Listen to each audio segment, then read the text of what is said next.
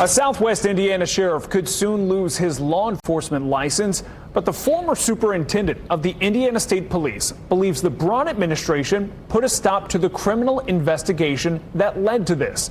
Former Superintendent Doug Carter says someone pulled the plug on the investigation just as authorities were preparing charges.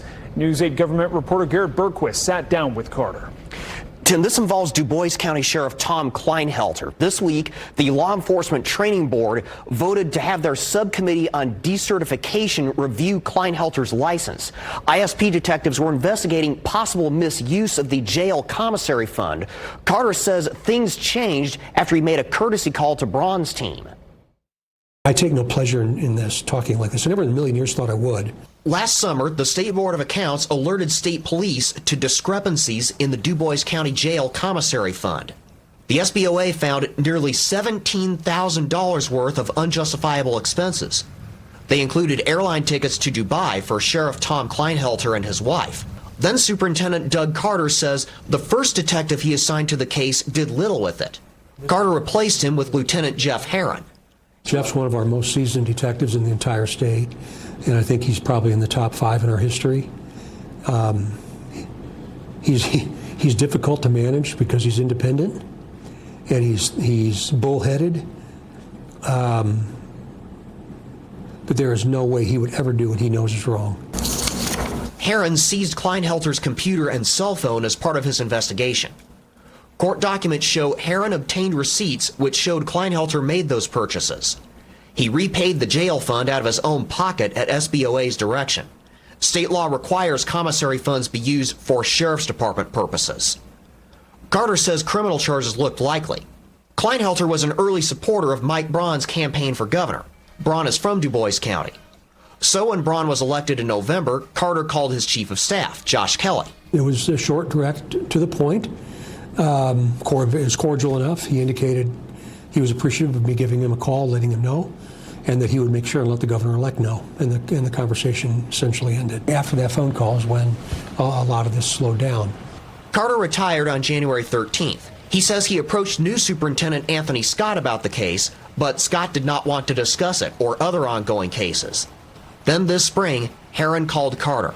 He called and told me that because it started on my watch, that there were going to be no charges filed against Kleinhelter, according to the special prosecutor, and that he was told by the initial detective to return Kleinhelter's property. How unusual is that step that you just mentioned?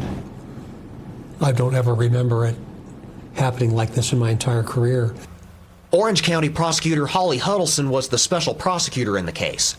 On April 6th, after Huddleston decided not to file charges, Kleinhelter wrote on Facebook, "Since the onset of this investigation, I have consistently maintained my innocence, asserting that I have engaged in absolutely no criminal activity. I firmly stand by this position, which is supported by the findings of the special prosecutor." Kleinhelter turned down my request for further comment. Since then, Carter says Herron was subjected to an internal investigation, suspended for 2 days, and reassigned. I believe they tried to silence Jeff Herron. Carter says he never talked to anyone outside of the state police about the investigation, other than the call to Kelly. What do you think caused this sudden shift in how the investigation was being run? I think there's about a 100% probability that there was some level of intervention. I don't know where it was. Logically, it would seem pretty apparent that it was someplace in the orbit of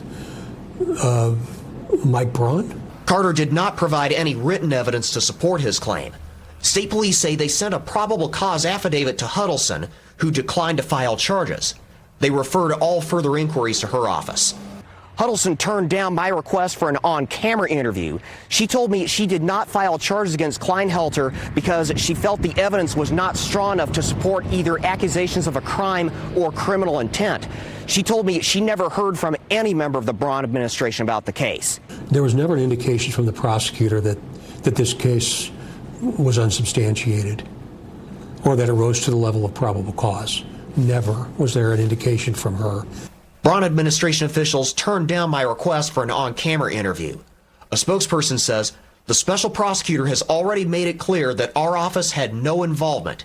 It's a sad day when the former state police superintendent resorts to lies in a desperate attempt to smear our brave men and women in blue. None of this lines up to what the ISP should be, and that's what's so disturbing to me.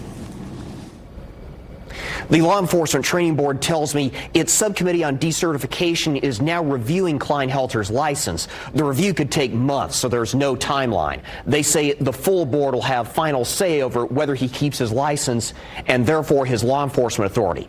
You can read the documents from the investigation for yourself. Scan that QR code on your screen. That will take you to the As Seen On section of our website. I've included the documents as well as additional comments from Carter in the article for this story. I'm Garrett Bergquist for Wish TV and WishTV.com.